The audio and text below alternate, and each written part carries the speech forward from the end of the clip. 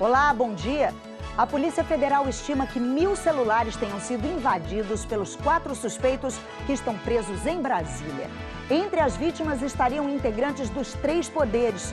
Um dos presos teria confessado que invadiu o celular do ministro Sérgio Moro e de outras autoridades. Na casa de outro suspeito, a polícia encontrou R$100 mil em espécie. Os investigadores descobriram movimentações financeiras suspeitas do grupo e querem saber de onde veio o dinheiro. E você vai ver também que subiu para 12 o número de mortos em consequência do temporal que atingiu a região metropolitana do Recife. Ontem à noite, os bombeiros encontraram o corpo de uma grávida. A polícia de Santa Catarina procura por um homem suspeito de feminicídio.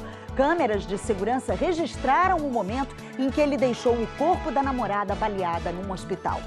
Os detalhes dos saques do Fundo de Garantia, que começam em setembro até o ano que vem, a previsão é liberar R$40 milhões para quase 100 milhões de trabalhadores. Uma nova onda de calor leva temperaturas recordes à Europa e ameaça o que restou da Catedral de Notre-Dame em Paris. E no futebol, o Inter venceu no Uruguai e abriu vantagem nas oitavas de final da Libertadores. Já o Flamengo e o Atlético Paranaense se complicaram. São estes os nossos destaques. E hoje é quinta-feira, 25 de julho. O Bom Dia Brasil está começando.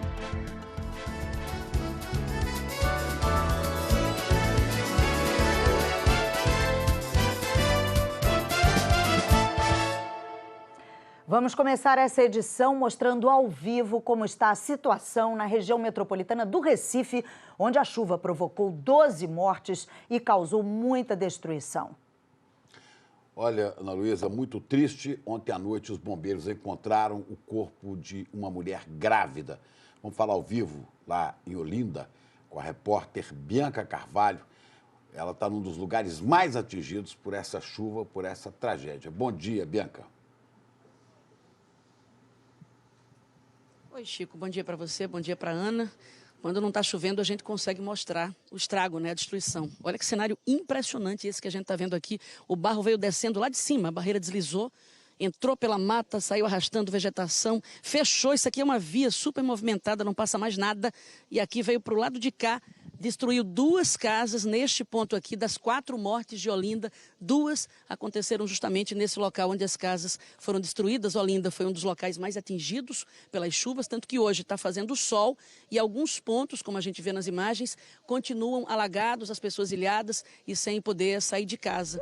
4 abrigos foram disponibilizados pela prefeitura, 130 pessoas estão nesses locais, nesses abrigos. Daqui a pouco vai começar um atendimento de saúde para essas pessoas, pressão, aferição de pressão, também vacina. Lembrando que todas as mortes da região metropolitana do Recife, as 12 mortes, foram em decorrência de deslizamento de barreira, como a gente vai ver na reportagem. À noite, os bombeiros encontraram o corpo da 12ª vítima da chuva na região metropolitana do Recife. Uma mulher identificada como Maria Eduarda. Ela estava grávida de 8 meses. Mais de 10 bairros de Olinda ficaram embaixo d'água. Não esperava de acontecer essa notícia triste, uma tragédia muito feia. Quando eu vi foi o estrondo, aí eu me levantei da cama ligeiro, aí corri para lá e a casa já tinha caído toda. De acordo com a Defesa Civil Estadual, 1.200 pessoas foram retiradas de casa por causa das inundações na região metropolitana do Recife. Elas foram para abrigos oferecidos pelas prefeituras ou para casas de parentes. Para a dona Rubenice, sair de casa é um alívio. Ela ficou 12 horas ilhada, cercada pela lama. A gente ficou isolado, eu gritava tanto, eu gritava pro pessoal do Corgo para sair dentro de casa, porque a gente não tinha como subir. Quando a chuva deu uma trégua, moradores de áreas atingidas conseguiram retirar os móveis. Crianças e adultos cobertos de lama. Nesse cômodo estava um casal que conseguiu se salvar. Na hora da chuva, a terra desceu, invadiu trazendo escombros, só que o material ficou preso nesse guarda-roupas e na própria cama. Lúcio não encontra outra forma para explicar como um guarda-roupas de madeira compensada segurou a força do lamaçal. Foi um milagre de Deus que salvou a gente. Já pensou perder tudo, perder parente, perder casa na região metropolitana ali do Recife? Todo mundo, Chico, olhando para cima para ver se vem mais chuva. Por isso a gente já está aqui com a Jaqueline Brasil. Jaqueline, bom dia para você aí em São Paulo. Como é que fica o tempo hoje no Recife, hein? Vem mais chuva ou não? Oi, Ana Luísa, bom dia para você, para o Chico e bom dia para todos. Vem sim.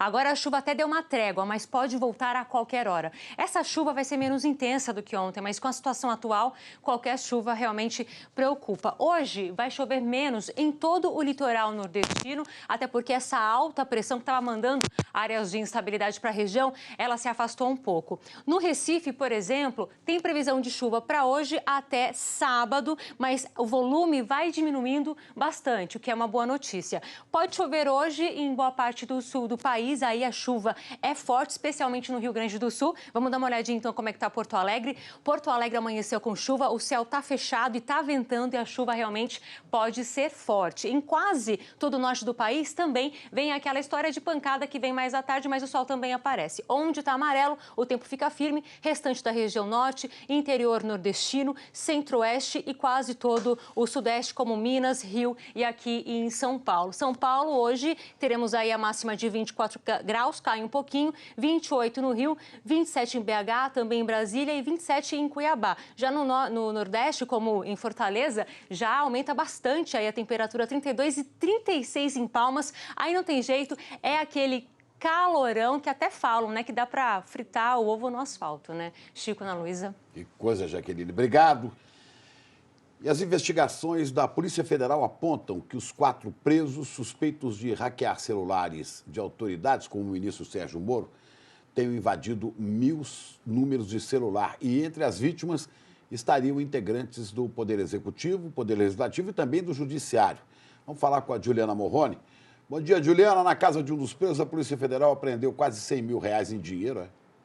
Oi, Chico. Bom dia, Ana Luísa. Bom dia a todos. Chico, e entre os presos tem condenado por tráfico, falsificação, estelionato. A Polícia Federal disse que os presos estão ligados a crimes como estelionato eletrônico e fraudes bancárias. A Polícia Federal disse também que encontrou em um dos celulares apreendidos uma conta do Telegram vinculada ao ministro da Economia, Paulo Guedes. E essa semana a gente contou aqui que a assessoria do ministro avisou que o celular dele tinha sido hackeado. Os depoimentos dos 4 presos terminaram por volta das 9h30 da noite de ontem. A polícia não divulgou o teor das declarações porque a investigação corre em sigilo. Os presos são Gustavo Elias dos Santos, de 28 anos, o DJ Guto. Ele já foi condenado por porte ilegal de arma e tem passagem por uso de documento falso. Suelen Priscila de Oliveira, namorada de Gustavo, não tinha passagem pela polícia. Walter Delgatti Neto, conhecido como Vermelho, tem condenação por tráfico, estelionato, falsificação e por usar o cartão de crédito de outra pessoa. Danilo Cristiano Marques já teve condenação por roubo. Para a Polícia Federal, os 4 estão ligados a crimes como estelionato eletrônico e fraudes bancárias. Estão, de alguma forma ou outra, vinculados a fraudes bancárias eletrônicas praticadas mediante internet banking, mediante engenharia social com contato com possíveis vítimas, e fraudes em cartões de crédito e débito. A polícia apreendeu R$100 mil em espécie na casa de Gustavo Elias, em São Paulo. Segundo o advogado dele, a origem do dinheiro é lícita porque Gustavo opera no mercado de Bitcoin, moeda virtual. A Polícia Federal disse que encontrou em um celular dos presos na operação uma conta de Telegram vinculada ao ministro da Economia, Paulo Guedes. No começo dessa semana, a assessoria do Ministério informou que o celular do ministro tinha sido alvo de uma invasão.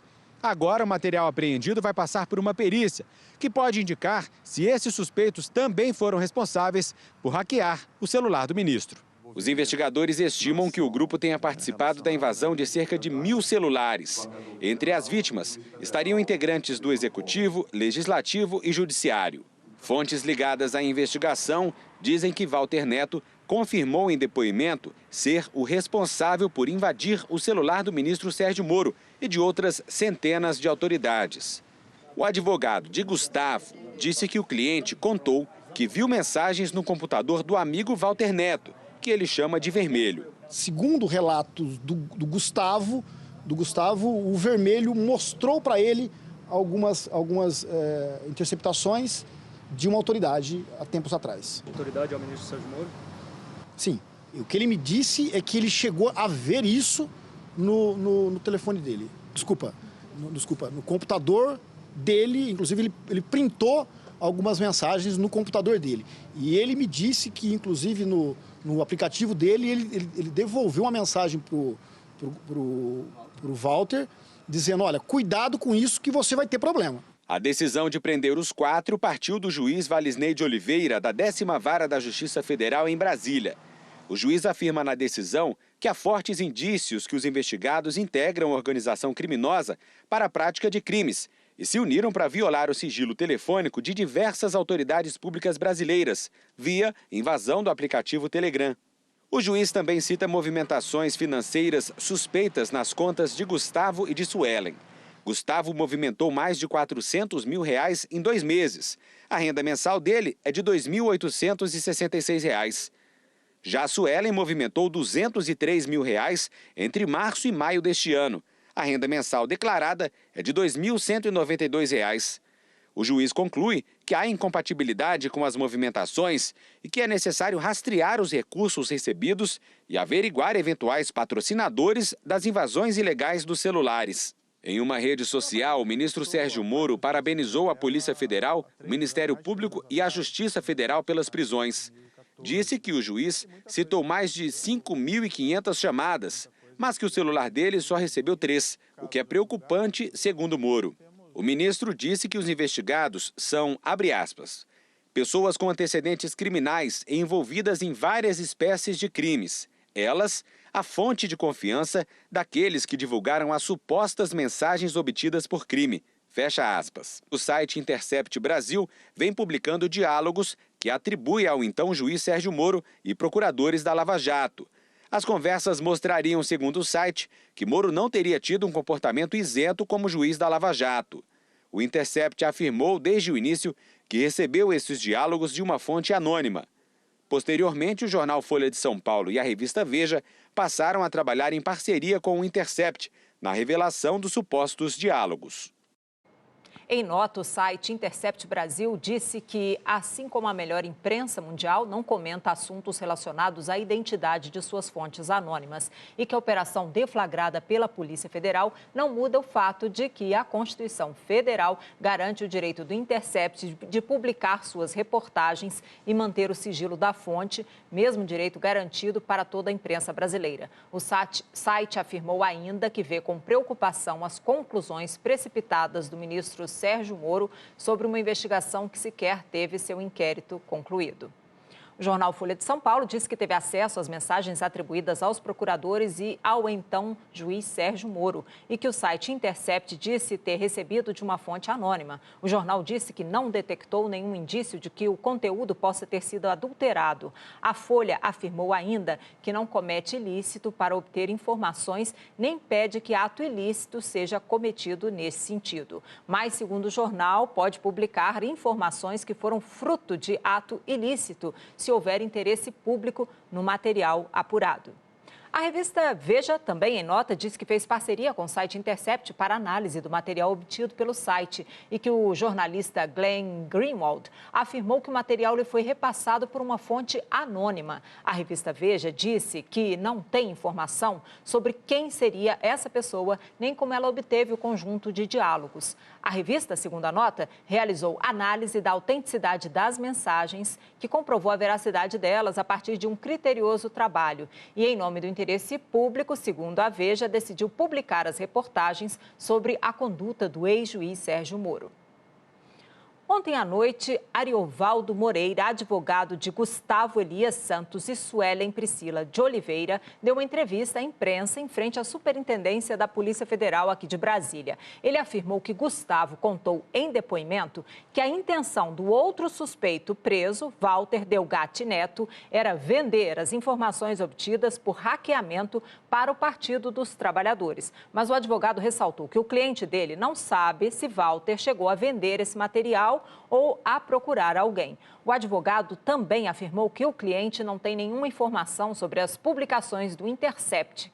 Em nota, o PT disse que sempre foi alvo desse tipo de, abre aspas, farsa, fecha aspas, e que é criminosa a tentativa de envolver o PT num caso em que diz, a nota do PT, o ministro Sérgio Moro é que tem que se explicar. Vamos ver agora a entrevista feita com o advogado Ariovaldo Moreira. Danilo foi ouvido hoje né, que seria dos 4 acusados, o segundo acusado. Meus clientes foram ouvidos na sequência, foram ouvidos primeiro o Gustavo e depois a Suelen. E com relação ao Gustavo, é exatamente o que eu havia narrado para os senhores. Ele confirma que o Walter tinha realmente, ao menos, informações acerca da conta do Instagram, do Telegram do juiz Sérgio Moro. Ele tinha essas informações. A única coisa que ele acrescentou a mais do que eu disse para vocês, que a intenção dele era vender essas informações para o PT. Essa informação, isso aí está nos autos, é oficial.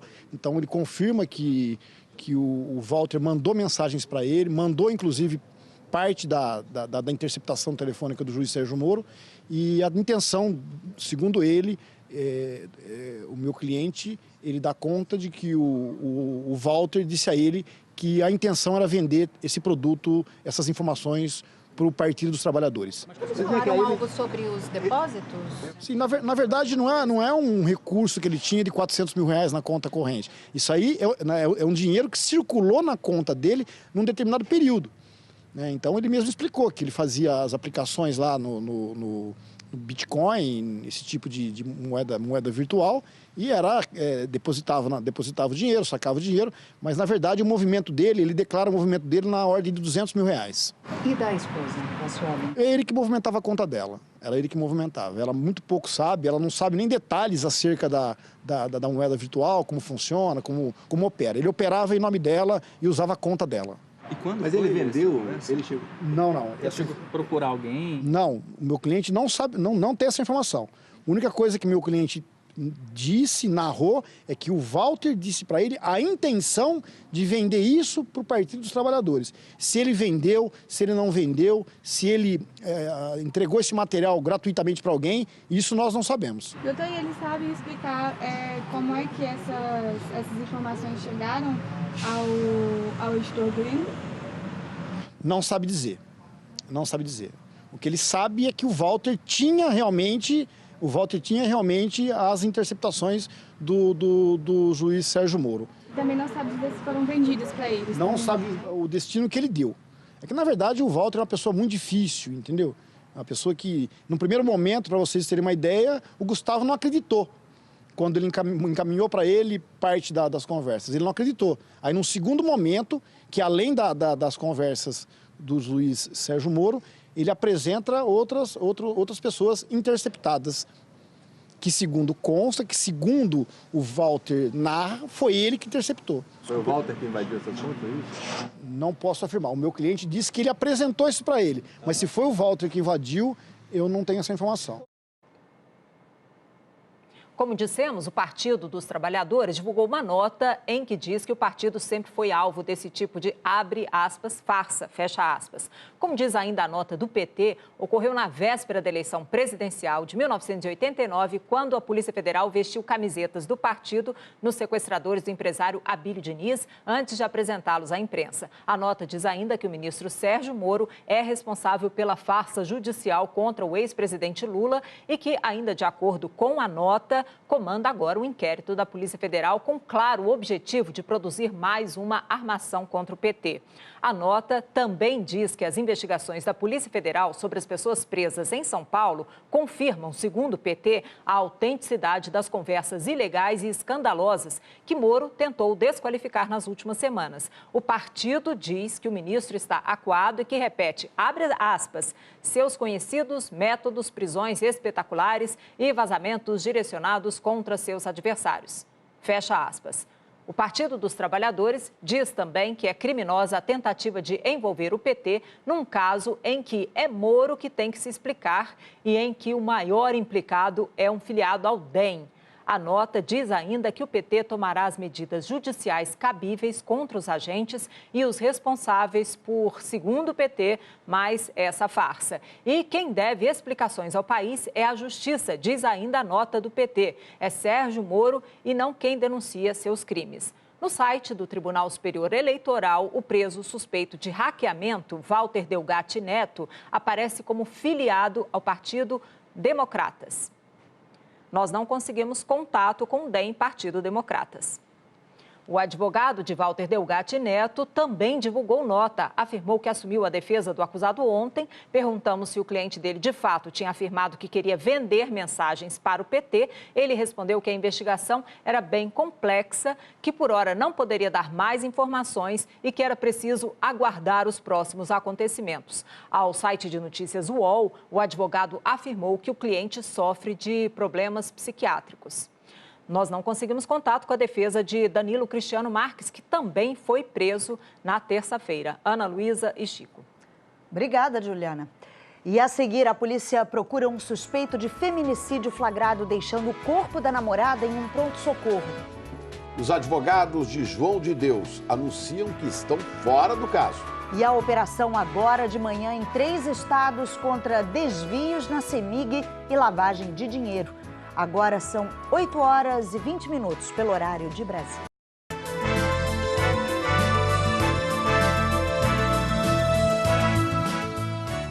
Agentes da Polícia Federal estão nas ruas em 3 estados. É uma operação que investiga uma rede de empresas fantasmas envolvidas em desvios na CEMIG, a concessionária de energia elétrica de Minas Gerais. Vamos falar com a Glória Vanik em São Paulo. Glória, o objetivo é descobrir o caminho desse dinheiro desviado, né? Bom dia para você. Bom dia, Chico, Ana, bom dia para todo mundo. Exatamente, Chico. Essas empresas são investigadas por lavagem de dinheiro. A repórter Isabela Leite está na sede da Polícia Federal aqui em São Paulo. Traz os detalhes para a gente. Isabela, bom dia. Oi, Glória, bom dia para você, bom dia a todos. Bom, ao todo são 7 mandados então de busca e apreensão em 3 estados, 5 cidades. E o que a Polícia Federal e o Ministério Público Federal querem saber agora? Quem foram os beneficiados com o desvio de 40 milhões de reais que teriam sido superfaturados em um contrato então firmado pela CEMIG, a Companhia Energética de Minas Gerais, com outras 2 empresas. Essa é uma nova fase então da investigação. Em abril, os investigadores já tinham informado que a CEMIG havia feito um aporte de 810 milhões de reais para uma empresa e virou sócia, então, dessa empresa.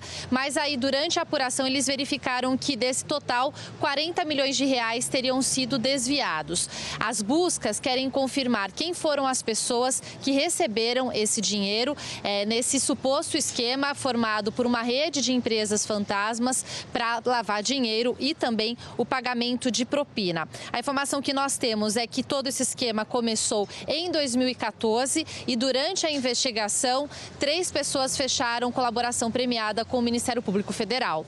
Ana e Chico. Obrigada, Isabela Leite, falando ao vivo de São Paulo. E a polícia de Santa Catarina procura pelo homem suspeito de matar a namorada e deixar o corpo dela num pronto-socorro de Joinville. Ele foi flagrado pelas câmeras do sistema de vigilância do hospital. Nas imagens gravadas por câmeras de segurança, é possível ver Leonardo Natan Chaves Martins, de 21 anos, chegando na recepção do hospital e pedindo ajuda aos enfermeiros. Logo depois, volta com Gabriela nos braços. Ele a deixa no pronto-socorro e sai correndo em direção à rua. Tudo isso em menos de 1 minuto. Quem estava ali, o próprio guarda e o próprio pessoal que estava, viram que ela chegou dentro do porta-mala, né? Depois que ela deixou ela, disse que ia pegar os documentos para fazer a ficha e daí não retornando mais. Os médicos tentaram reanimar a jovem, mas ela já estava morta. Gabriela Custódio Silva, de 20 anos, foi baleada na casa da mãe do marido em Joinville, na terça-feira. Vai ser tratado inicialmente como feminicídio. E o que a gente tem até agora é que o companheiro efetuou um disparo contra a companheira. O carro de Leonardo foi encontrado pela polícia com um conhecido dele, preso em flagrante por embriaguez. Algumas testemunhas já prestaram depoimento, entre elas a mãe do suspeito. O advogado de defesa de Leonardo disse que o rapaz deve se apresentar à polícia nesta quinta-feira. Após o interrogatório dele, a gente vai definir a linha de defesa, mas o principal objetivo nosso é esclarecer tudo o que realmente aconteceu. Os advogados de João de Deus anunciaram que não defendem mais o acusado de abusos sexuais. Eles alegaram questões éticas, mas declararam que confiam na inocência de João de Deus. O Ministério Público de Goiás ofereceu ontem a 11ª denúncia contra ele. No documento estão relatos de 6 vítimas de São Paulo e do Rio Grande do Sul sobre abusos durante atendimentos na casa do Inácio de Loyola, em Abadiânia. João de Deus é réu por crimes sexuais, corrupção de testemunhas e posse ilegal de armas. Ele está preso desde dezembro. A empresa irlandesa Allergan, fabricante de próteses de silicone, está fazendo uma convocação mundial para recolher 3 tipos de produto do mercado, inclusive aqui do Brasil. A agência americana que regula alimentos e medicamentos afirmou que próteses mamárias e expansores de tecidos feitos com silicone texturizado estão associados a um tipo raro de câncer no sistema linfático que se desenvolve ao redor do implante e pode ser fatal. Em todo o mundo, há registros de 573 casos desses tipos de câncer e 33 mortes. Desse total, 481 casos e 12 mortes foram atribuídas aos implantes da Allergan, segundo a agência americana. A agência esclareceu que as pessoas que não apresentam sintomas da doença, como inchaço ou acúmulo de líquido ao redor do implante, não precisam fazer cirurgia para retirar a prótese. Aqui no Brasil, a Agência Nacional de Vigilância Sanitária declarou que foi notificada, mas que não é possível, até o momento, fazer qualquer avaliação relacionada ao caso. Na nossa página da internet, você encontra mais informações sobre os produtos que vão ser retirados do mercado. E a seguir, o Bom Dia Brasil fala dos 6 meses da tragédia em Brumadinho. E os detalhes das regras para os novos saques do FGTS. Agora, 8h30, pelo horário de Brasília.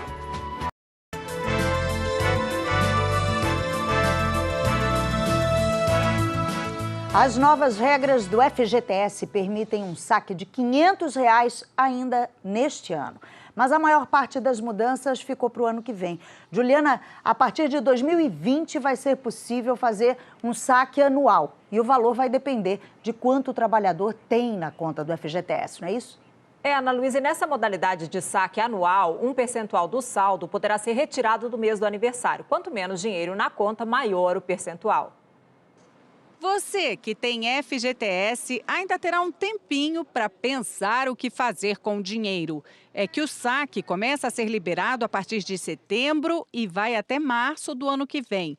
Terá um cronograma que a Caixa deve divulgar em agosto. O limite máximo de saque é de R$ 500 para cada conta, ativa ou inativa. Quem tem cartão cidadão vai poder fazer o saque no caixa automático.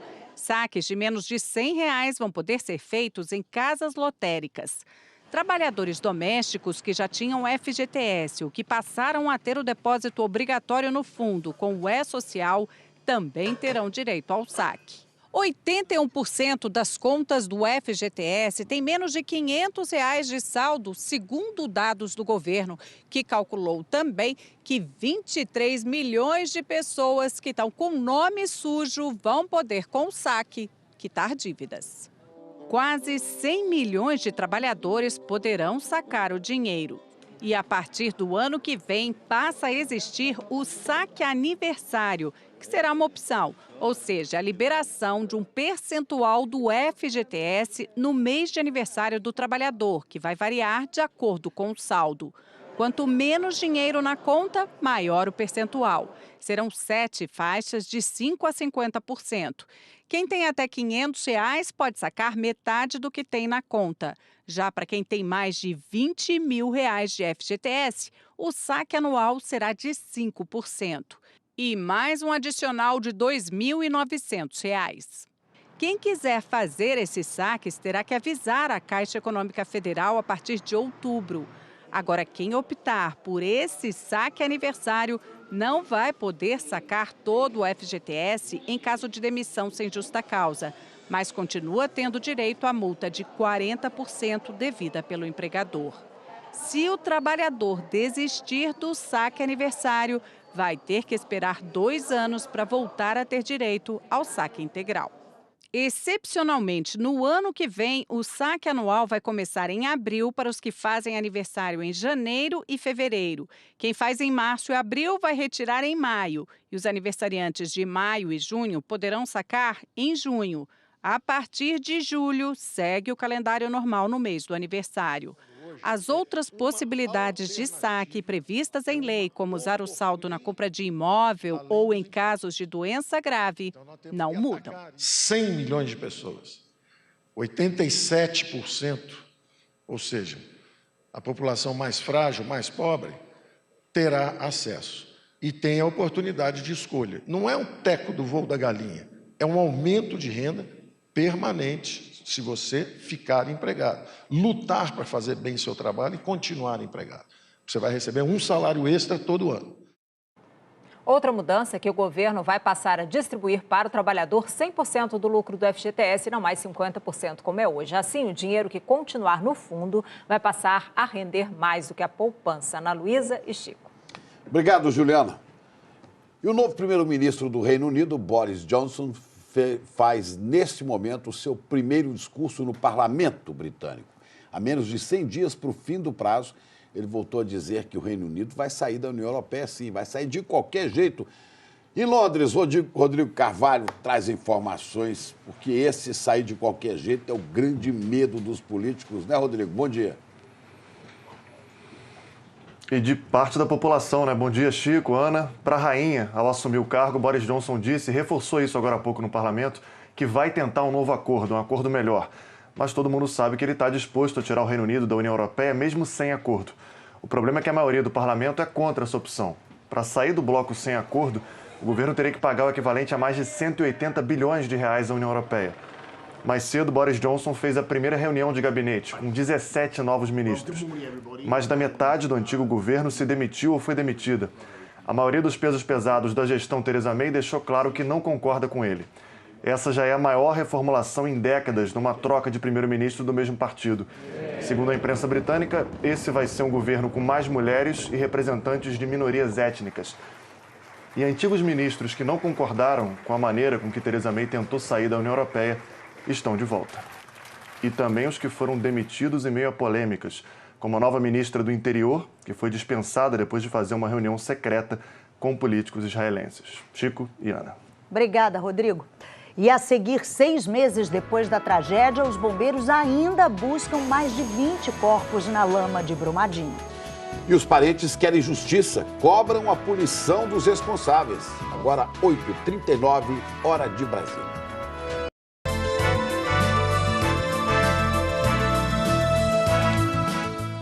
Estamos de volta para falar da nova onda de calor recorde na Europa. Vários países europeus estão em alerta. Na França, uma das preocupações é com o que sobrou da Catedral de Notre Dame. Com a previsão de que essa quinta-feira possa ser o dia mais quente da história da França, com temperaturas passando de 40, 41, talvez 42 graus aqui em Paris, o arquiteto responsável pela restauração da Catedral de Notre Dame manifestou uma grande preocupação com a possibilidade de o telhado, uma parte que resistiu ao incêndio de abril, cair por causa desse calor. Isso porque a alvenaria seca e pode acabar cedendo. Isso pode acontecer de repente, com o agravante de que os restauradores não têm acesso ao telhado e nada podem fazer. Por toda a Europa, é um dia de recorde de temperatura na Alemanha, na Holanda e também na Bélgica, onde pela primeira vez na história a temperatura chegou a 39,9 graus. É um dia muito quente e preocupante aqui na Europa. A tragédia de Brumadinho completa 6 meses hoje. Ao longo do dia, várias homenagens às vítimas vão ser feitas na cidade. O Ministério Público de Minas deve concluir em até 3 meses o inquérito que investiga as causas do rompimento da barragem da Vale, que matou 248 pessoas. E os bombeiros ainda buscam por 22 vítimas. Amanhece, a turma já está de pé. É dia de troca de turno. Um grupo chega e o outro vai embora. No total são 21 dias. A gente vem 7, fica 7 em casa e volta mais 2 vezes ainda. Durante 6 meses, os bombeiros enfrentaram calor, chuva e agora no inverno vem a neblina. Mesmo depois de terem esgotado as buscas em determinados pontos, porque algumas áreas foram completamente reviradas, o trabalho continua incessante. Os relatos vindo de empresas nos ajudou bastante, por causa de saber a localização inicial das pessoas, onde que possivelmente elas estariam no momento da catástrofe e onde que elas estavam sendo encontradas à medida que a gente fazia o cruzamento de dados. Essas informações cruza com relatos, cruza com identificação de corpos e com objetos, isso nos ajuda a criar manchas de probabilidade de busca. Usando esses dados, os militares conseguiram encontrar 3 vítimas nos últimos dias, mas o corpo da irmã de Natália, que trabalhava na Vale, está entre os 22 que não foram encontrados até hoje. Não existe palavra para falar a dor que é de saber que eles foram, né, mutilados, massacrados, que foi uma morte assim muito traumática, né, de não achar um corpo para fazer um enterro. A barragem de rejeitos de minério da Vale se rompeu no dia 25 de janeiro, mas até agora ninguém foi responsabilizado criminalmente pela tragédia, que matou 248 pessoas. Foi só no início deste mês que a mineradora recebeu a primeira condenação pela Justiça Estadual para reparar os danos ambientais provocados pelo rompimento. Um deles foi no Rio Paraopeba. A captação da água que abastece cerca de 40% dos moradores da região metropolitana de Belo Horizonte ainda está interrompida. A Vale fez um acordo extrajudicial com a Companhia de Abastecimento de Minas para fazer obras na região. Se não saírem do papel, a capital pode ficar sem água já no ano que vem. Além disso, produtores rurais que perderam a lavoura tentam ser ressarcidos e muita gente nunca conseguiu voltar para casa. Um outro acordo firmado com o Ministério Público do Trabalho na semana passada prevê que os parentes das vítimas sejam indenizados. A Vale diz que o pagamento deve começar assim que for notificada sobre a adesão das famílias ao documento. Mas a dona Maria Rosângela, que perdeu o filho Anísio, de 33 anos, na tragédia, diz que ainda não tem cabeça para pensar na indenização. Qualquer dinheiro que eu pegar e falar que é lá, eu choro ele. Esse dinheiro é chorado. Este é. Que eu sinto a saudade dele. A Vale disse que vem prestando assistência às famílias das vítimas e aos moradores de Brumadinho e que está desativando as barragens construídas no mesmo modelo da que se rompeu. Já a Companhia de Saneamento de Minas informou que a obra para nova captação no Rio Paraopeba deve ser concluída até setembro do ano que vem, o que, ainda segundo a companhia, será suficiente para garantir o abastecimento de água em Belo Horizonte e região metropolitana. E a seguir tem os gols da noite pela Libertadores e pela Sul-Americana. E o universo dos jogos eletrônicos desembarca no Rio. Começa hoje a Game XP. Agora 8h47 pelo horário de Brasília.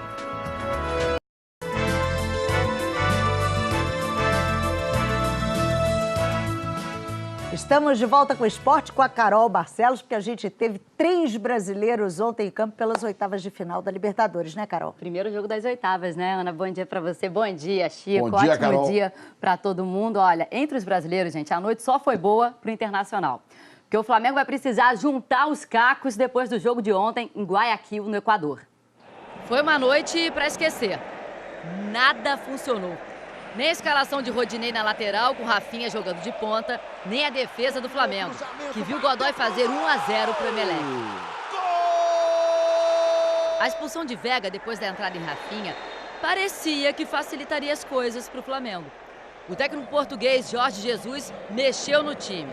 E aos 20 do segundo tempo, já tinha feito as 3 substituições. Não contava com a grave lesão do Diego. Ele sofreu uma fratura na região do tornozelo e vai passar por uma cirurgia no Rio.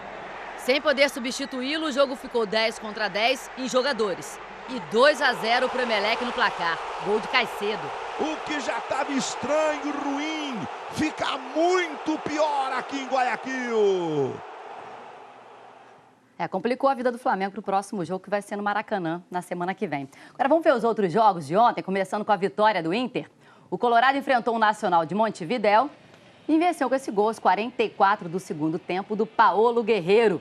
Lá no Uruguai, 1-0, vantagem para o jogo de volta, Chico. Já em Curitiba, Atlético Paranaense e Boca Juniors, o Boca venceu 1-0 com gol do McAllister. E o Furacão até teve a chance de empatar aos 49 do segundo tempo, mas o Marco Ruben desperdiçou o pênalti, final Boca 1-0. Agora teve um duelo brasileiro pela Sul-Americana, que também está nas oitavas de final, né? Botafogo e Atlético Mineiro, o Galo, no estádio Newton Santos. Galo venceu por 1-0, porque o Marcelo Benevenuto saiu jogando ali meio mal, né? Saiu errado. Vinícius aproveitou. Vitória do Galo. 1-0 para garantir o sorriso de Chico Pinheiro hoje. E olha, mais uma notícia para trazer um sorriso para a gente. O Brasil ganhou agora há pouco mais uma medalha no Mundial de Esportes Aquáticos, na Coreia do Sul. A Etienne Medeiros ficou com a prata na final dos 50 metros nado costas. Especialidade dela, 27 segundos e 44 centésimos.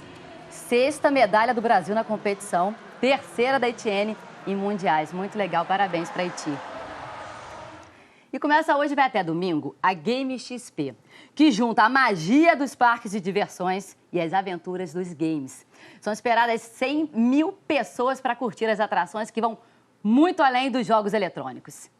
Esse é um lugar para aparecer, para ser visto, para ver, mas principalmente para viver. Essa área reproduz os testes de habilidade dos jogos de futebol virtual. Claro, aqui também se joga com o controle na mão, mas isso não é novidade. Novo mesmo é esse negócio de holograma, de realidade aumentada. Põe óculos, pronto, você está dentro do videogame. Ah, Marizão, eu tô tentando. Se isso tá calminho, vamos radicalizar.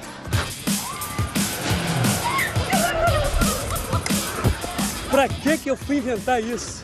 É apenas uma das dezenas de atrações do maior evento de games da América Latina. A pista de kart elétrico reproduz o cenário de um game. Mania de grandeza tem esse lugar. Como a maior tela de games do mundo, 1.500 metros quadrados. Quem é fanático pelos campeonatos profissionais vai se divertir. Quem gosta de parques de diversões, então nem se fala. E por aí vai. A turma mais nova está ambientada com esse mundo. E os adultos vão pegando o jeito. Quando chegaram aqui não sabiam para onde olhar. E a gente que fica perguntando tudo. O que é isso? O que é aquilo? Hashtag fica a dica. Ao entrar aqui, é dançar conforme a música. Lugar incrível. Para criança, para adulto, para todas as idades.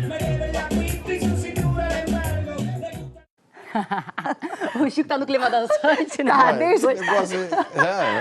Agora, eu tive lá para acompanhar a montagem no Parque Olímpico e a montanha-russa é imperdível. Montanha-russa com realidade virtual, então vale a pena, viu? Mesmo. E olha, eu sou medrosa com montanha-russa. Gosta não? Eu tenho pavor. Eu Agora, adoro. olha só, esse tipo de efeito especial, realmente essa nova geração é muito privilegiada, porque no meu tempo, parque de diversão com efeito especial era só Conga, mulher gorila, não era? Tem gente que nem lembra quem é também.